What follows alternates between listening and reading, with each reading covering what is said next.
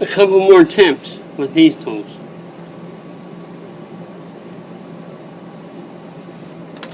Alright, one thing I want to show you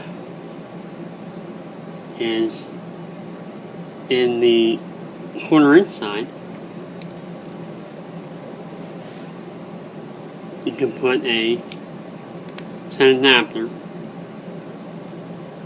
socket on one end, 1/4 inch, the hex on the other. It goes into the corner inside of this tool, and you put a socket on there, and that'll get you in pretty close. So if you need to reach up in here, you might get it with that. So there's another idea. Tight spaces. Also works on this too.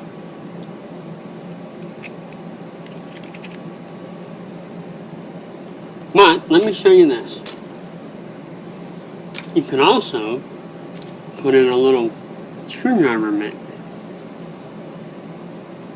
and you might be able to get in there, put something on put a piece of tape on the bottom, and that'll get you in real tight.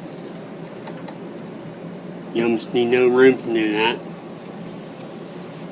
But let's if you have a nut driver, this one's magnetic, but it doesn't need to be, and your hex goes all the way up to the nut driver part. Look how close that is. See that? It fits right in there. And look how close that you can get with that. So you can slide that right in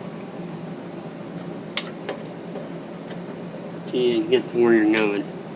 And so that gets you in real tight spots. I mean, if you really wanted to get in the tight spots, you could cut the bottom of this off, and you wouldn't have the bottom on there, and that's all you would have is that much. You'd be able to slide that in if you needed to. And also you have the regular ones that you can put in your 1/4 inch drive and slide into your furnace to get into tight places. No worse on these two.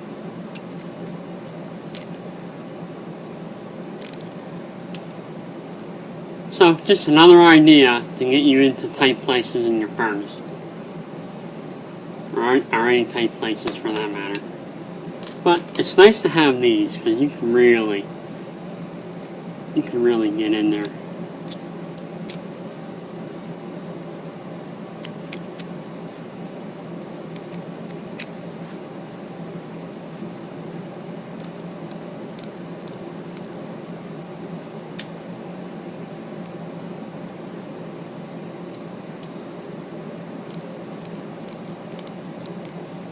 Okay, thanks for watching. Hopefully these little tricks will help you get your flame sensor and your low coil out of there, or anywhere else that you need to get into a tight area to loosen up a sheet metal screw or anything. And don't forget, if it's really tight, you can put in a Phillips head.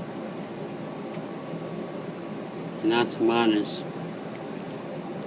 tight as you'll get, not using just this or this.